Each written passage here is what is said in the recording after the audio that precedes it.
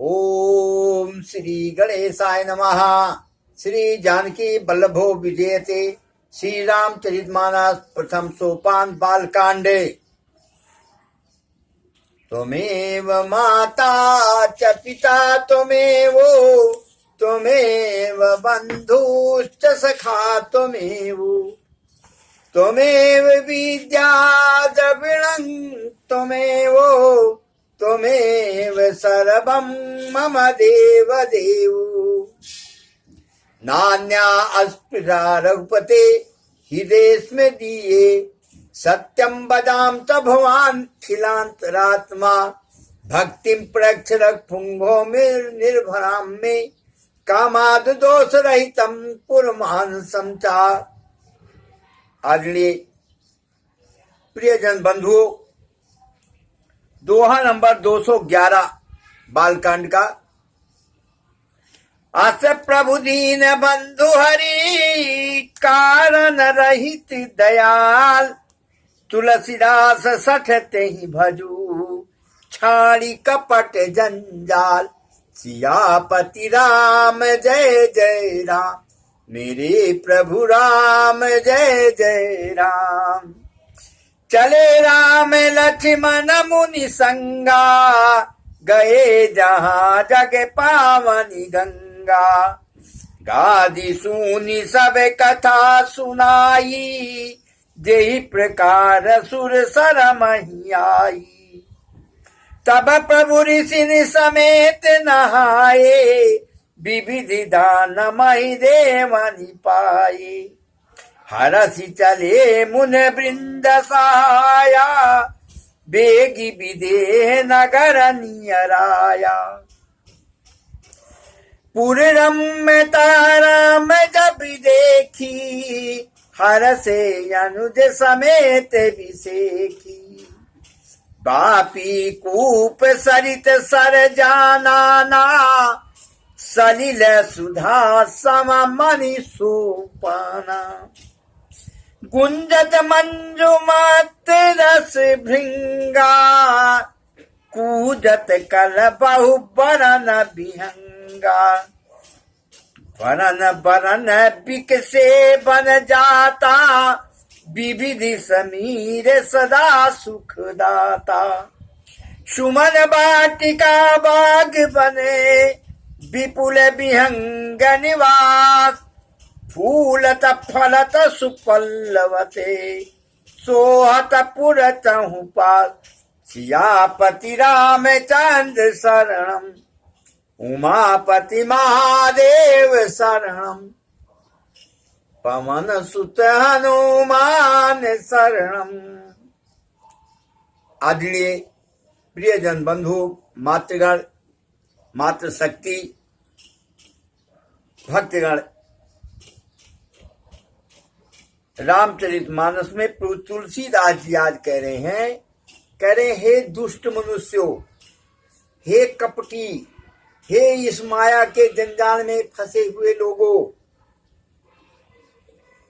आप सब कुछ छोड़कर, इस माया को छोड़कर प्रभु राम की भक्ति में लग जाओ। अपने जीवन को सार्थक बनाने के लिए इससे अच्छा कोई भी साधन नहीं है, कोई भी उपाय नहीं है।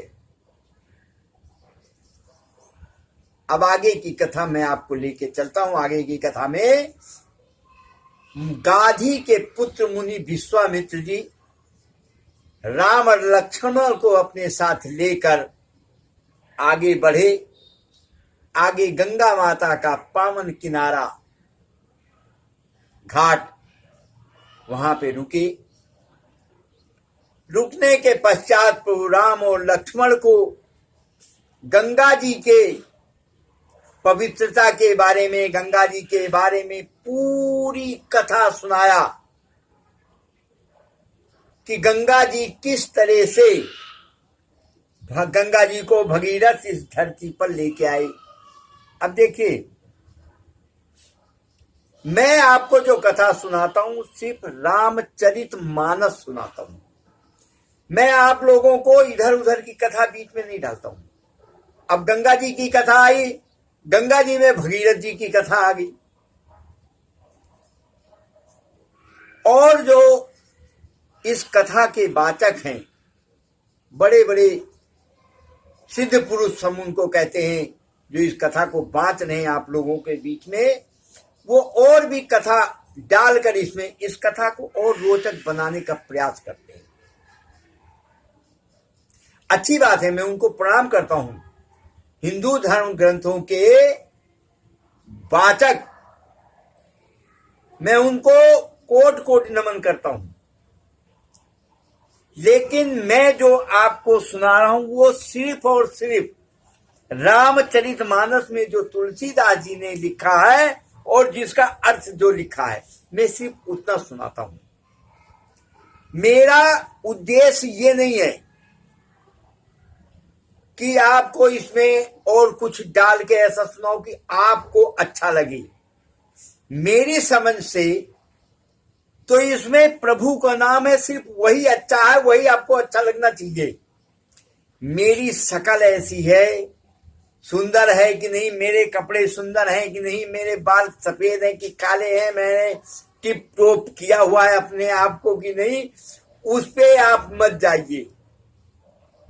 आप सिर्फ और सिर्फ, मेरा जो उद्देश्य है कि तुलसीदास जी के इस रामचरित ग्रंथ में प्रभु का नाम है, वही सर्वोपर है और वही अच्छा लगना चाहिए। लेकिन बंधुओं, गंगा जी की महिमा, अब थोड़ा सा मैं गंगा जी पे बिल्कुल जरा सा प्रकाश डाल देता हूं। वैसे तो आप सबको पता है, हमारे हिंदू ग्रंथ में, हमारे देवी देवताओं में कोई अप्रमाणिक चीज नहीं है। आप लोगों को प्रमाण के सहित आपके सामने रखा हुआ है, और फिर भी ना जानो तो आपका बेड़ा भगवान ही पार कर सकता है। अरे भाई, गंगा जी के बारे में आप लोग खूब अच्छी तरह से जानते हैं। गंगा जी स्नान के लिए करोड़ों करोड़ों लोग जाते हैं। गंगा जी साक्षात आपको नजर आती हैं। आप कभी गंगा जी पे हाथ जोड़कर जाकी रही भावना जैसी मूर्तिन देखी था, जैसी सीता जी के स्वयंवर में कई लोग उनको स्त्री के रूप में देख रहे थे, लेकिन जो ऋषि मुनि थे, जो प्रतापी राजा, जो इस भजन कीर्तन और इन शास्त्रों में विश्वास रखते हैं, उनको सीता माता नजर आ रही थी। तो उसी तरह से गंगा जी को आप जिस रूप में देखेंगे, उसी रूप में सीता माता आपको दिखाई पड़ेगी बंधुओं। और भी देख लीजिए, बिल्कुल साक्षात आपके सामने। आप कुएं का पानी ले आओ, नहर का पानी ले आओ, नदी का पानी ले आओ, समुद्र का पानी ले आओ, और साथ में गंगा जी का भी पानी रख दो। 2 महीने, 4 महीने, 6 महीने में सब में कीड़े बिलबिल आ जाएंगे सभी पानियों में। गंगा जी में कीड़ा नहीं पड़ेगा। ये तो आपके सामने देखा जा रहा है। इसलिए हिंदू धर्म ग्रंथ को हम बहुत अच्छी तरह से पूजते हैं और मानते हैं। तो बंधुओं, मुनिवर ने पूरी कथा गंगा जी की प्रभु श्री राम से कहा, वहीं पे स्नान किया। स्नान करने के बाद वहां पे लोगों को दान किया, विप्रों को दान दिया। दान देने के बाद अब तीनों लोग चल पड़े विदेह जनकपुर की तरफ। असली मकसद तो वही है, जनकपुर जाने का। जनकपुर के करीब जब पहुंचे हैं तो क्या देख रहे हैं? ओह, बहुत ही रमणीक स्थान, जिसको देखते नहीं बन रहा है बंधु। वहां की तालाब, तलैया, नदियां सब बहुत ही सुंदर लग रहे हैं। चिड़िया किलकिला रही हैं, किलकारी मार रही हैं, चहचहा रही हैं। फूल वहां के बहुत सुंदर सजे हुए हैं। जो तालाबों की सीढ़ियां मणियों से बनी हुई हैं। चारों तरफ, नगर के चारों तरफ का दृश्य बहुत ही मनोहर और रमणीक था। बड़ा सुंदर दृश्य, देख के मन को लुभाने वाला दृश्य था। और कह रहे हैं, और इनके बीच में जो राजा जनक का महल था, राजा जनक का महल तो देखते ही बन रहा था, लग रहा था कुबेर, कामदेव, ब्रह्मा जी ने इसको बड़े फुर्सत के समय में बनाया है। ये तो स्वर्ग से, अमरावतीपुरी से, ब्रह्मलोकपुरी से भी सुंदरपुरी बना दिया है। उसको देख के सब अचंभित रह रहे हैं कि राजा जनक का बहुत ही सुंदर महल बना हुआ है। धवल धाम मानी पूरट पटे, सुगठित नाना भात, सिय निवास सुंदर सदने, शोभा की में कही जात। बहुत बड़ी प्रशंसा की गई है, बहुत प्रशंसा की गई है। जैसा वो जनक का निवास स्थान था, उसकी तुलसीदास जी ने बहुत अच्छी प्रशंसा की है। बनई न बरनत नगर निकाई, जहां जाई मन तहीं लुभाई, चारु बजारु विचित्र अबारी, मनि में विधि जनु सकर समारी, धनिक बनिक बर धनद समाना, बैठे सकल वस्तु लय नाना, चौट सुंदर गली सुहाई, संतत राही सुगंध सिंचाई, मंगलमय मंदिर सब केरे, चित्रित जनु रति नाथ तेरे, पुर नर नारी सुभगेरु सुचि संता, धर्मशील ज्ञानी गुणवंता, अति अनूप जहाँ जनक निवासु, बिथ कहीं भी बुध बिलो के बिलासु, होत चकित चित कोट बिलो की, सकल भुवन शोभा जनुरो की, धवल धाम मोनी मणि पुरट पटे, सुगठित नाना भात, सिय निवास सुंदर सदन है, शोभा की में कही जात, सियापति रामचंद शरणम, उमापति महादेव शरणम, पवन सुत हनुमान शरणम। आदरणीय बंधु, उस नगर की शोभा,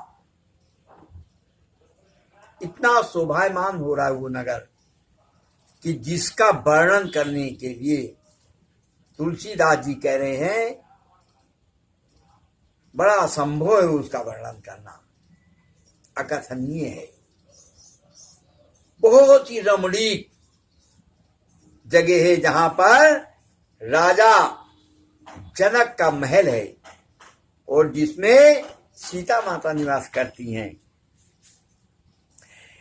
उज्जवल महलों में अनेक प्रकार के सुंदर रीत से बने हुए मणिजड़ित सोने के जरी के पर्दे लगे हुए हैं। सीता जी के रहने के सुंदर महल की शोभा वर्णन किया ही कैसे जा सकता है। तुलसीदास जी कह रहे हैं, मैं नहीं कह रहा हूं, मैं तो इतना पढ़ रहा हूं। वर्णन तो तुलसीदास जी कह रहे हैं कि मैं असमर्थ हूं उस महल का वर्णन करने में। बंधुओं, आपकी सभी समस्याओं का समाधान, आपके सभी प्रश्नों का उत्तर रामचरितमानस में है। आप ढूंढने वाले बनो। आप कहीं से परेशान होके आते हैं, कहीं परेशान होते हैं, कहीं से दुखी हैं। 80% लोगों को देखता हूं, जब समाज में घूमता हूं, किसी के 4 लोगों के बाद पास बैठ जाता हूं, कोई अपनी पत्नी की बुराई करता रहता है। मेरी पत्नी ऐसे है, मैं तो परेशान हूं इस पत्नी से, इन बच्चों से परेशान हूं। कहीं कहीं पे आदमी अपनी पत्नियों की बुराई करते रहते हैं।